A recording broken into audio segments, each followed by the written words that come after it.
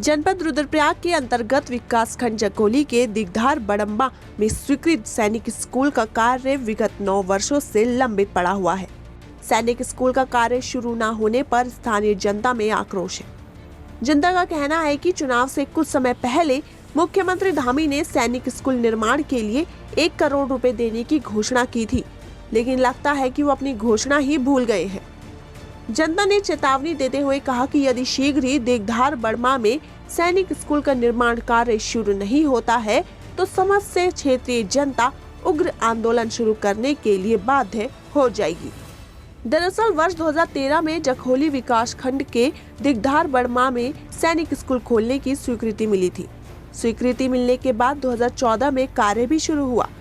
सैनिक स्कूल के लिए स्वीकृत हुए 10 करोड़ में से मात्र 4 दीवारी, एक छोटे मैदान और एक सुरक्षा दीवार का निर्माण किया गया। इसके बाद निर्माण कार्य रुक गया।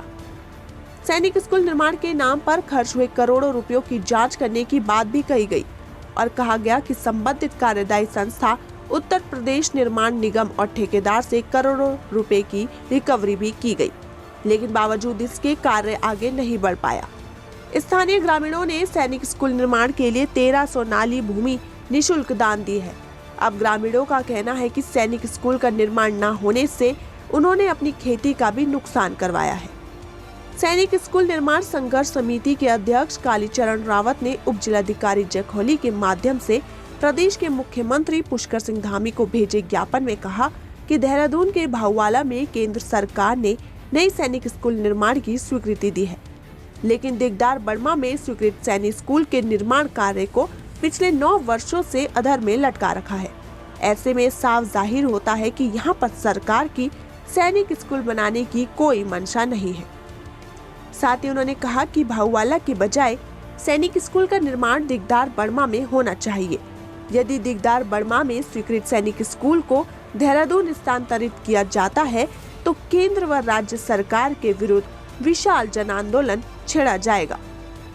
आज लगातार 9 साल होने के बावजूद भी सैनिक विद्यालय पे प्रश्न चिन्ह बनता जा रहा है। हम कहना चाह रहे हैं कि दो मुख्यमंत्रियों माननीय विजय भोगना जी और माननीय त्रिवेंद्र सिंह रावत जी के द्वारा इस विद्यालय का शिलान्यास होता है तो ये स्पष्ट होता है कि जो सरकार कह रही थी ये जांच चल रहा है तो मैं समझता हूँ कि जब जांच स्पष्ट हो चुकी होगी, क्लियर हो चुकी है, तभी तो मुख्यमंत्री ने इसका शिलान्यास किया है। और जो हमारे वर्तमान मुख्यमंत्री माननीय धामी जी हैं उनके द्वारा भी जनपद रुद्रप्रयाग के आगमन पर चोपता में जो है ये घोषणा की गई तो 1 करोड़ रुपये हम थाती बड़मा में जो सैनिक स्कूल निर्माणाधीन है उसके लिए स्वीकृत कर रहे हैं।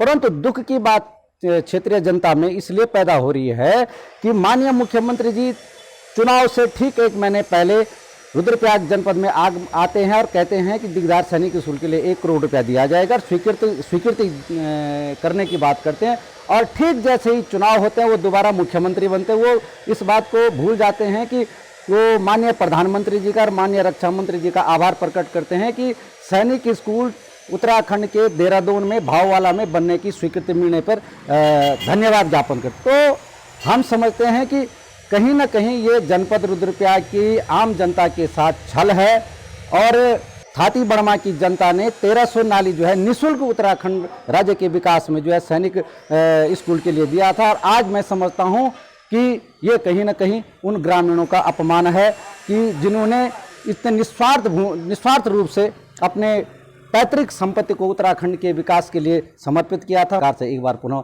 अपेक्षा रखूंगा कि जरूर एक दिन दिगधार बड़मा में सैनिक स्कूल बनना चाहिए।